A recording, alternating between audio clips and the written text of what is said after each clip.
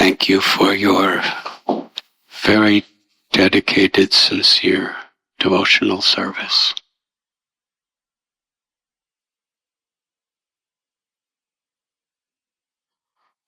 In the month of April, we are hoping to inaugurate one of the holiest of holy places in our hearts,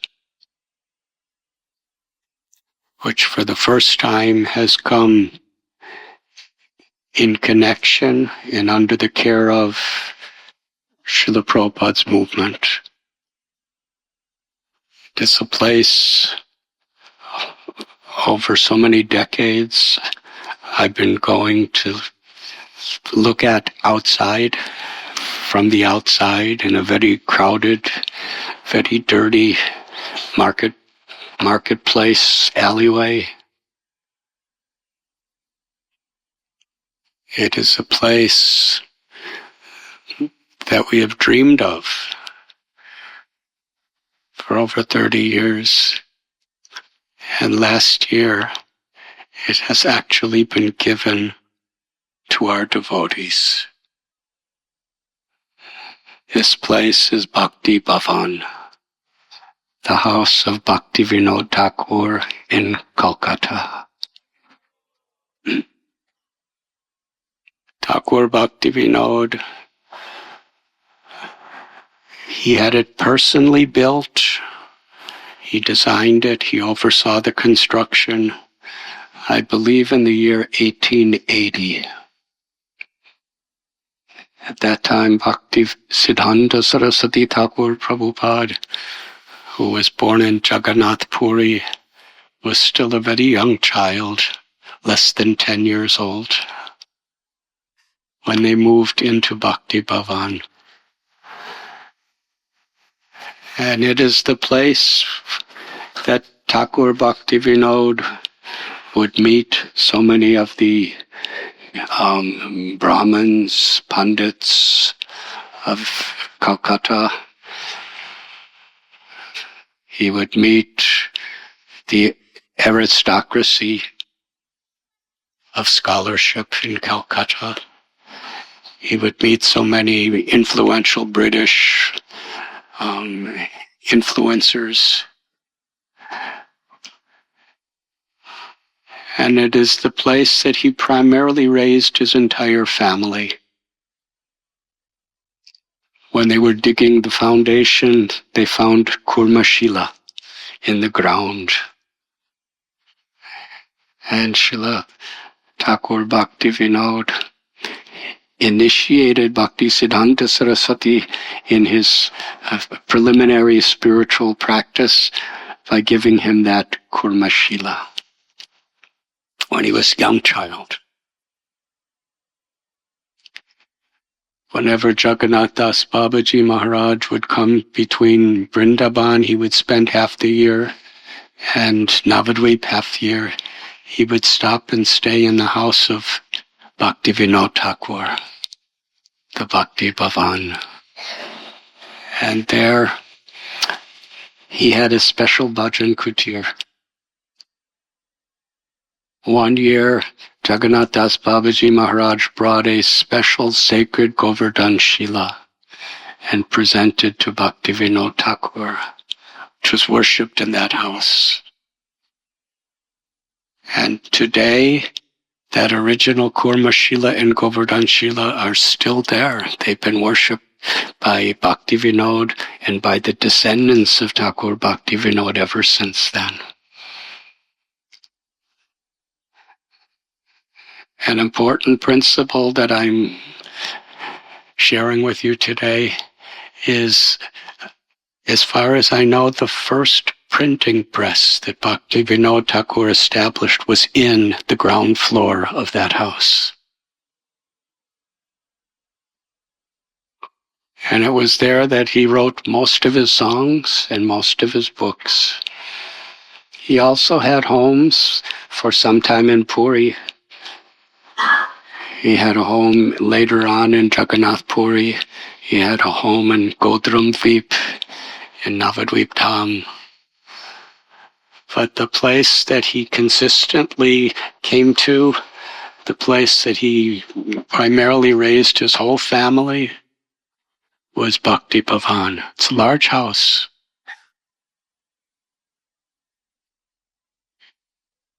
And Srila Prabhupada used to very much love to recount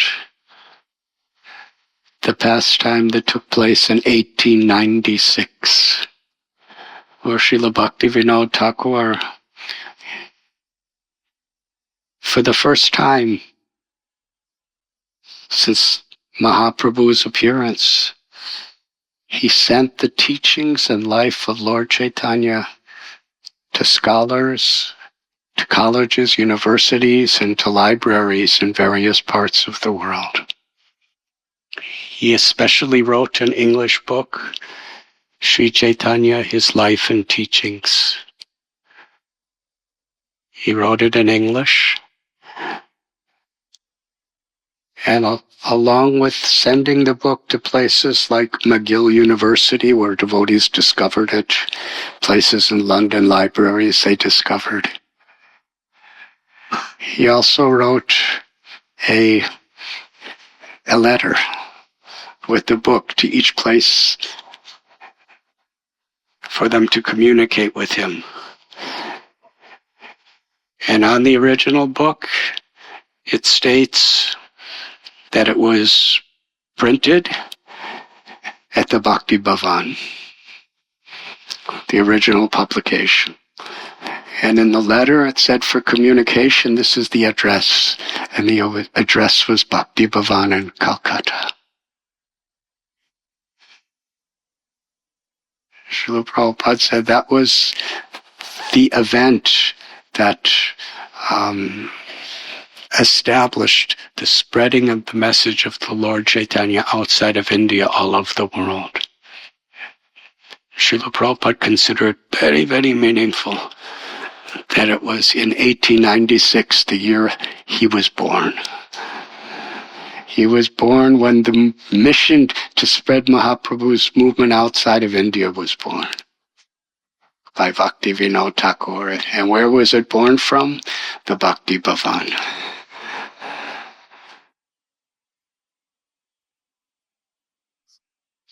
There's 4 Elmiras that were from one of the descendants of Bhaktivinoda who's been living there ever since. And those 4 Elmiras are filled only with Bhaktivinoda Thakur's original possessions. So many wonderful things. It's Radharaman Prabhu, who was actually totally instrumental in convincing the family to give over the whole property. There were 3 families in 3 different sections. It's actually a very large house. It was very crumbling and in disrepair. But because of their trust in Radharaman Prabhu, the families gave the house, gave all the Almiras, gave the deities, the original bed that Bhaktivinoda Thakur slept on, and it was the bed he left his body on. He left his body in Bhakti Bhavan. And a few years later, Bhagavati, his wife, she kept living there. She left her body at Bhakti Bhavan. When Srila Bhakti Siddhanta Saraswati Thakur was in Mayapur Dham, and he chanted 1 billion names of Krishna over a period of over 10 years. He was just chanting day and night. When he got the inspiration to begin this great mission to spread Mahaprabhu's teachings all over the world, he left Mayapur to reside in Bhakti Bhavan, where his mother was living still. And he was organizing the preaching from Bhakti Bhavan. And then short time later, from Bhakti Bhavan, they found a rented house on Ultadanki Junction Road. And that's where he established the Bhaktivinoda Asana, which is later named Gaudiya Mat. That was in 1918. And in 1922, that's where our beloved Guru Maharaj and founder Acharya Srila Prabhupada first met his Guru and received the instruction to take Lord Chaitanya's message all over the world.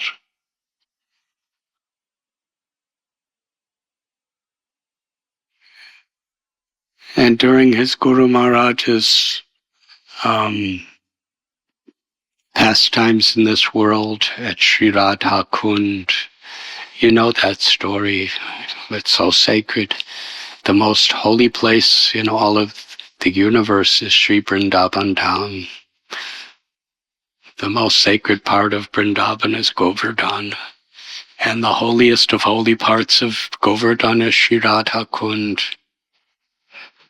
Bhaktivinoda Thakur also had a bhajan kutir there, where Bhakti Siddhanta Saraswati would sometimes stay. And one time Srila Prabhupada went to visit him there.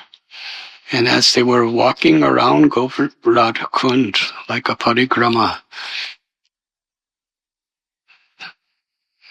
Bhakti Siddhanta Saraswati Thakur gave Srila Prabhupada this instruction.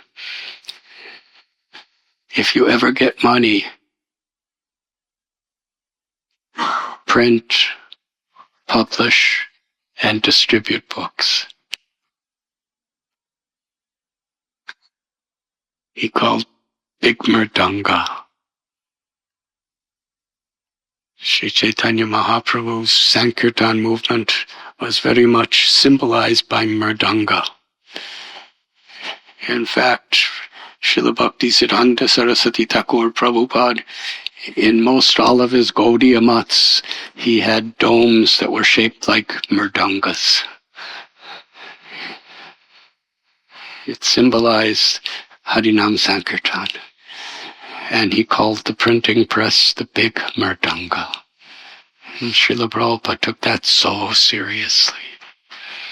And what did he do to prepare for his journey to the West? 1922 to 1965. That's 43 years after he first received that instruction to bring Mahaprabhu's movement all over the world. He went to Radha Damodar temple in Vrindavan to prepare, especially prepare. Actually, his whole life was preparing. And in Radha Damodar and in Vrindavan for that 6 years, his primary preparation was in translating and writing purports for the Srimad Bhagavatam. He had no means, he had no money, he had no supporters really. He was just like a beggar. We have read how he would, in those days it was really hard to get paper. He would go and he would have to ask so many different people to help to get clearances for paper, permissions to print a book on paper. What to speak of a publisher? Just by gaining trust in some simple publishing companies in Delhi, he convinced them to print it. And after they were sold, Prabhupada would pay them back. And I believe he went to Kurukshetra, he came to Mumbai and convinced Sumati Morarji to help. I was just listening to one recording where he was in Gorakhpur, and he was describing how Hanuman Prasad Podar, Srila Prabhupada asked Gita Press to publish it, but they said that they were not at that time prepared to publish such English books. But Hanuman Prasad Podar was so favorable and enthusiastic, he connected with the Dalmia Trust. And Srila Prabhupada was extending his gratitude because they helped him. So he was going everywhere trying to get these books published. And you've seen them, just 3 volumes of the first canto. Doesn't seem like he had any editor. I think he edited himself. He did everything himself. And very simple, very primitive type of binding, which almost all of those books that were read, within a year the binding was falling apart. But somehow or other, he spent about 6 years writing those books. And after he completed the first canto of Srimad Bhagavatam,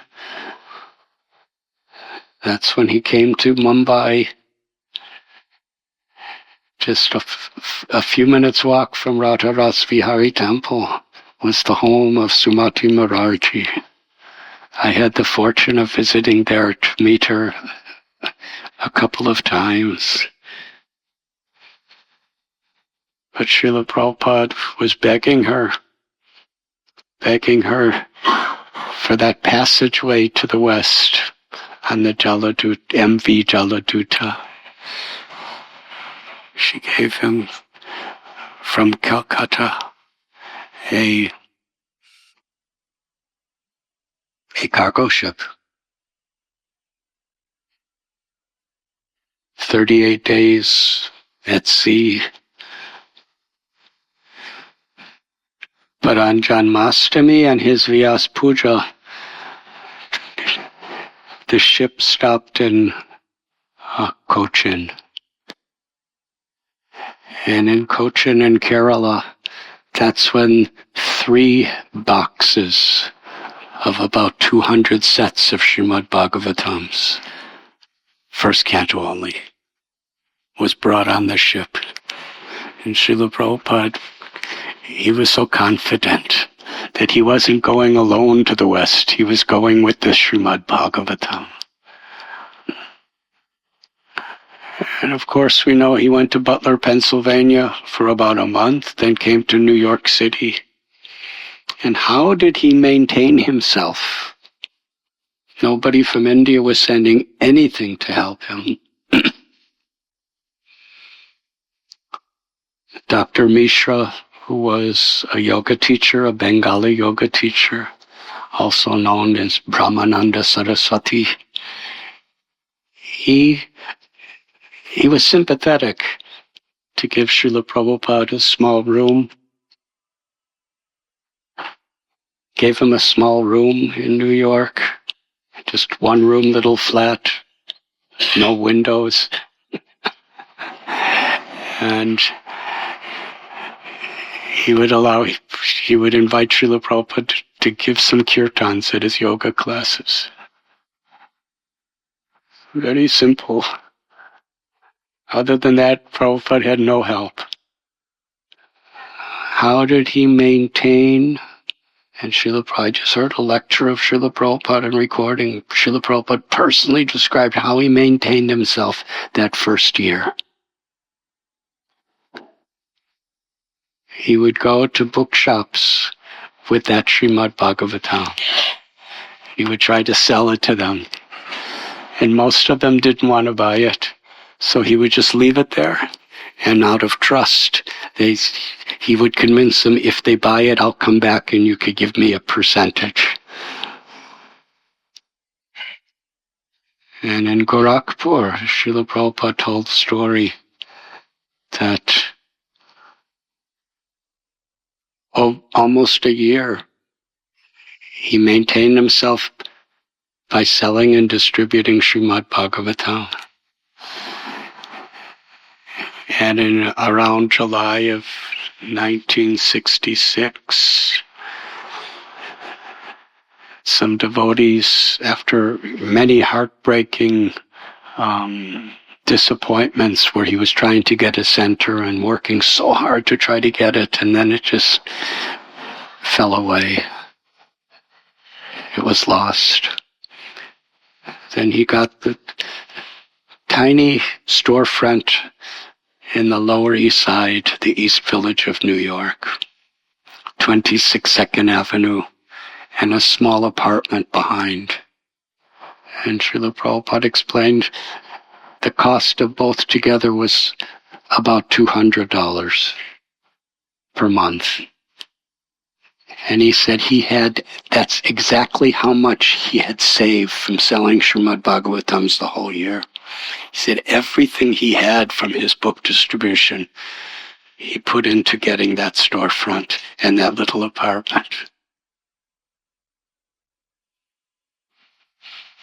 I think one was $125, one was $75. And that's how he started our movement.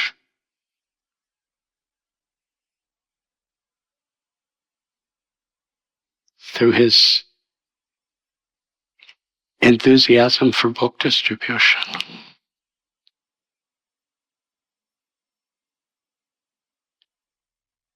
And almost all of the early devotees who came to 26 2nd Avenue, when they started having faith in Srila Prabhupada, he would inspire them to buy the Srimad Bhagavatam.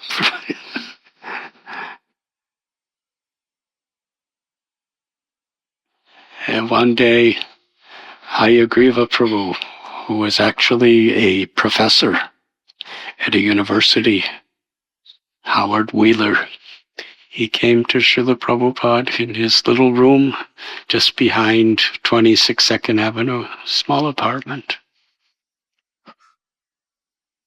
And he asked Srila Prabhupada, how can I serve you? I believe he wasn't even initiated yet. He was still Howard Wheeler, but he was coming. He was coming to Srila Prabhupada's Bhagavad Gita classes. And he came back one day and asked, how can I serve you? And Srila Prabhupada said, you are a professor of English? He said, yes.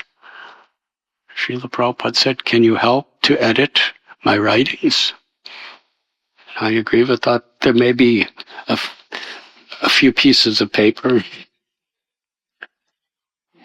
He said, yes, of course, Swamiji, I'll be honored to do so. And then Srila Prabhupada had a stack of papers about this big that was tied together with string, with like rope. Because that's the way in old-time India you would, instead of filing cabinets, you would just tie it with ropes. And he had this big bundle of papers and put it on the desk. And Hayagriva was completely shocked. Probably had 1,000 pages. He said, Swamiji, I'll try. And then Srila Prabhupada said, when you finish that, you could do this. Put another stack with thousands of pages. And then he said, and we also have this. So Srila Prabhupada was constantly writing, but he hadn't, in America, he had no means. Nobody ever volunteered to assist him. He would just, type it on a simple manual typewriter, no electricity. And even when he was staying before in that small apartment without windows, I believe, or one of the apartments he was living, the superintendent of the apartment broke into his room and stole his typewriter. And we may think that's a little bit of a loss, but for Srila Prabhupada, that was a very major loss. Where was he going to get it? That was donated to him. Where was he going to get the funds for another typewriter? And without the typewriter, how could he continue his writing? So many tribulations.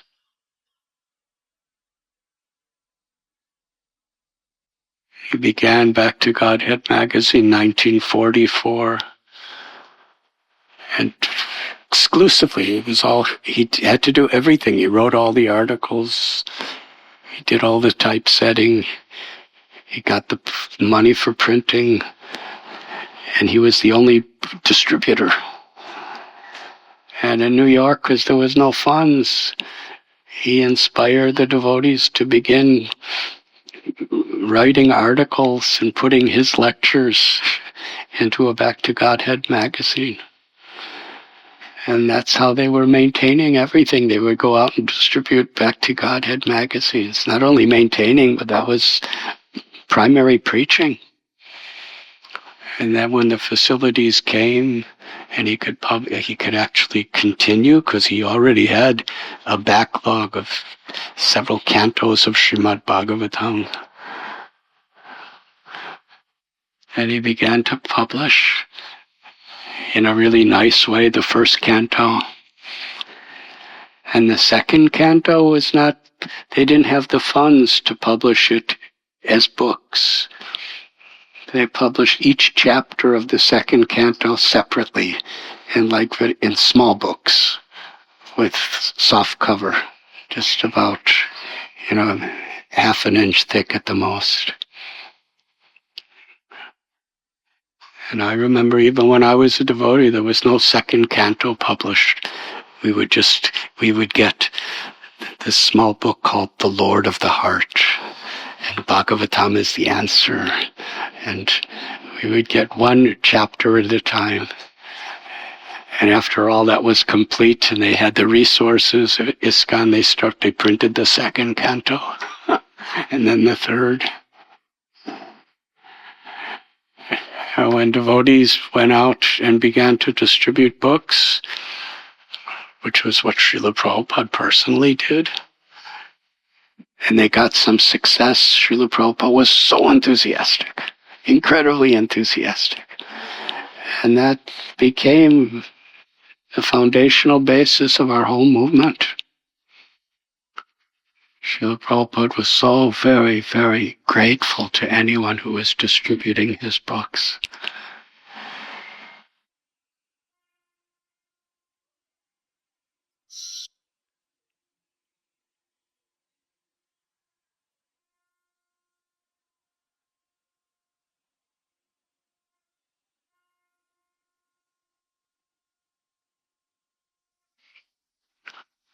And Srila Prabhupada would say books are the basis. Like, basis is foundational. Initially, it supported our movement in practically every way. Of course, on an eternal level, it's the philosophical basis of everything we do and why we do it. And when Srila Prabhupada wrote these books,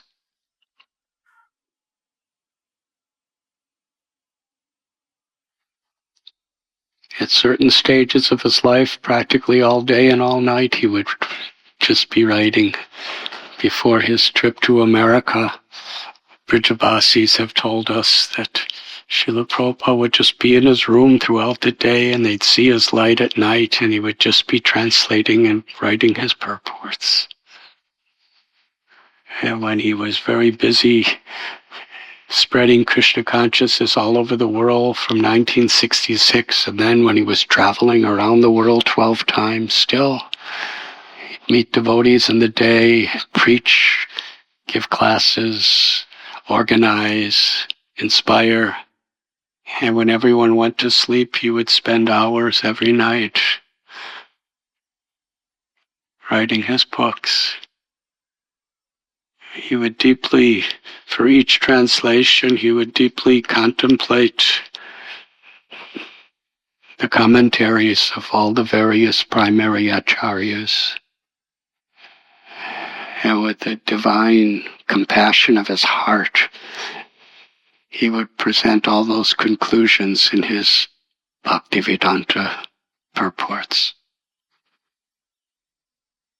So he put so much of his life, his heart, in giving these books to fulfill the order of his Guru,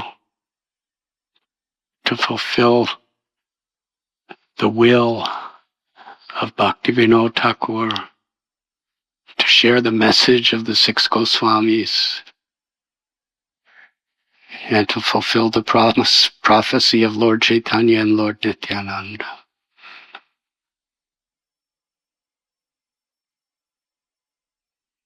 And there are many famous, well-known, beloved recordings of Srila Prabhupada, audio as well as visual, where he's appealing to the devotees. And please publish and distribute these books.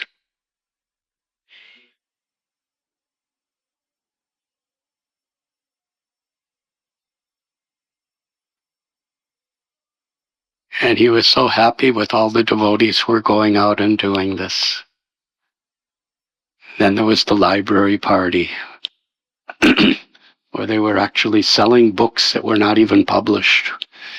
It was only up to maybe the 4th or 5th canto, maybe 6th canto of Srimad Bhagavatam, and yet they were going to these university libraries all over America, then all over Europe, then all over Eastern Europe, and then Russia, and the communist countries. And then they developed a library party in India, and they were traveling to institutions of education in India. And they would go to professors, librarians, principals, and show them the books, and show them who had bought the books. Srila Prabhupada gave that strategy. Sell it to one professor somehow or other, and get him to write a little note that he bought it, and then go to other professors and show that this professor bought it, so you should also. And that strategy, Srila Prabhupada invented it. It actually revolutionized the whole project. And they would get people to buy the books and give a promise that all the books that are published in the future, they will, as soon as they come, they will automatically buy them. Standing orders. And of course, in 1977, when Srila Prabhupada was very ill, Bhakti Swami Maharaj, he was sending Srila Prabhupada's letters of how he was risking his life to distribute these books in very dangerous, illegal places.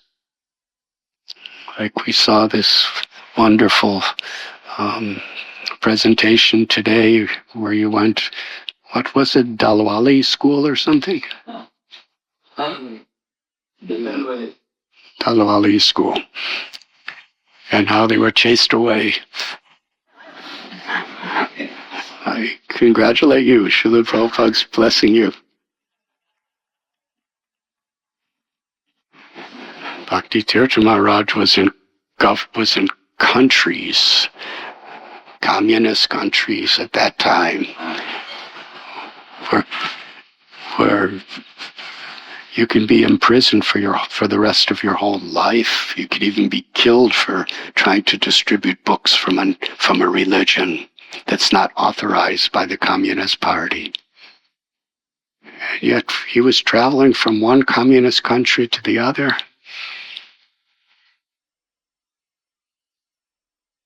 And sometimes, he had to disguise himself. But it's Bhakti Maharaj, it was hard for him to disguise himself because nobody else in those countries looked like that.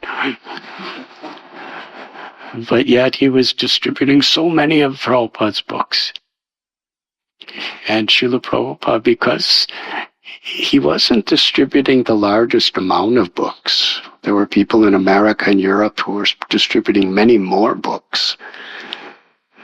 But because he was risking his life to sell whatever he was, Srila Prabhupada would cry.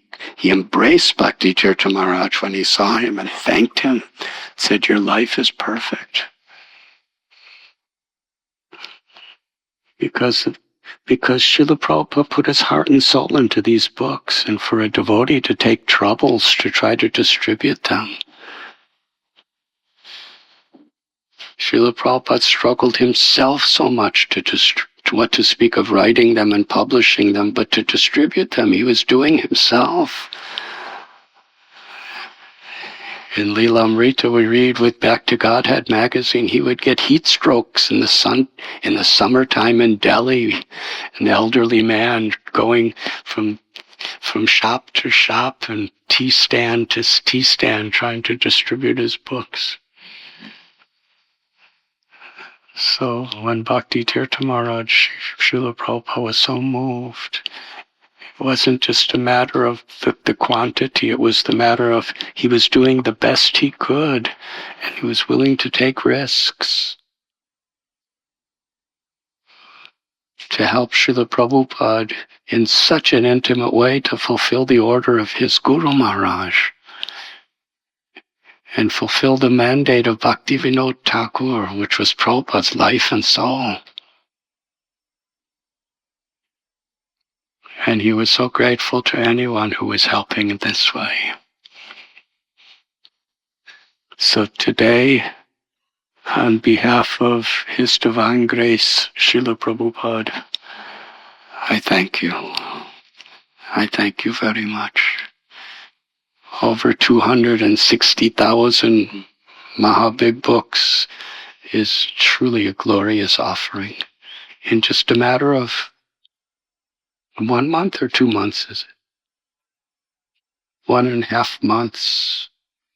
It's really glorious.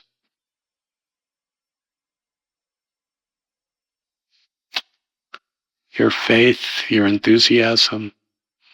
Yasya prasadat bhagavat prasada. It's just a very special opportunity to give such intimate pleasure to Srila Prabhupada. And pleasing Srila Prabhupada, he's founder Acharya. It's like watering the root of our whole parampara. All the Acharyas are satisfied.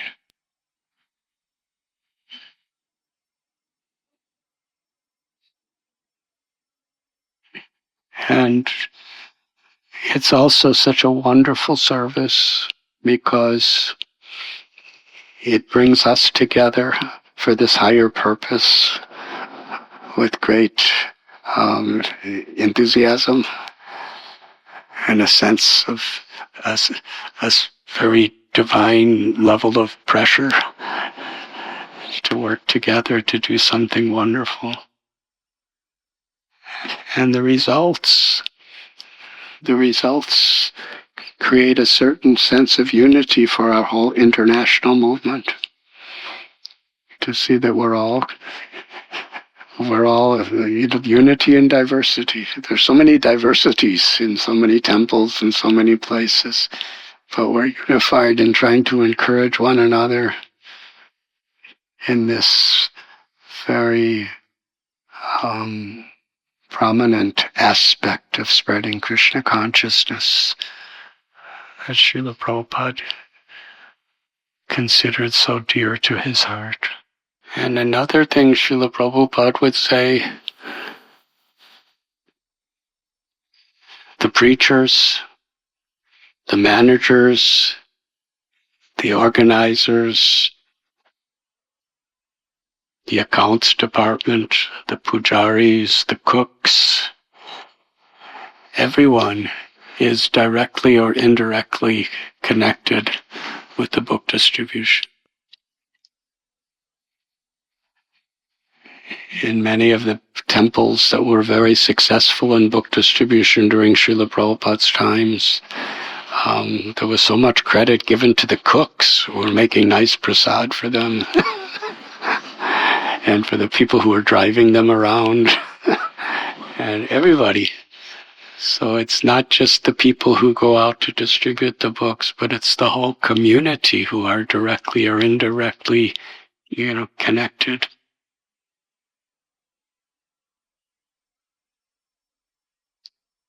In many ways, the whole Bhakti Siddhanta hospital is a community that inspires people to take seriously these books. The whole Govardhan Eco Village is a community that's trying to inspire people to understand, appreciate, and follow these books.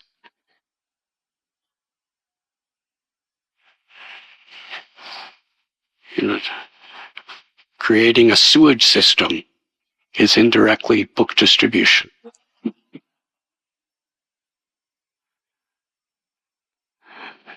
Because it's to open people, it's to somehow or other connect people to the message that's in these books. And Srila Prabhupada gave so much to his art department.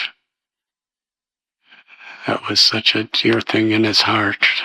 How he would personally be involved in inspiring artists to develop their art techniques, to illustrate and give more attraction and credibility to his books, to his temples.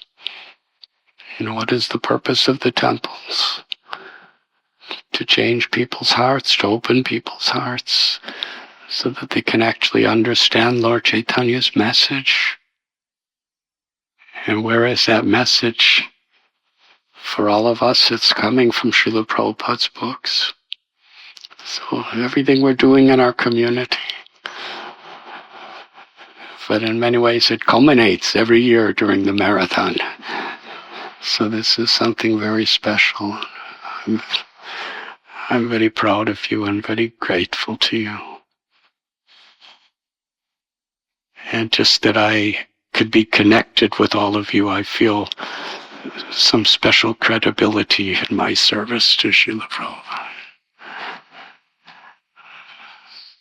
Panchakalpatarubhyascha kripa sindhubhya eva cha patitanam bhavanebhyo vaishnavebhyo namo.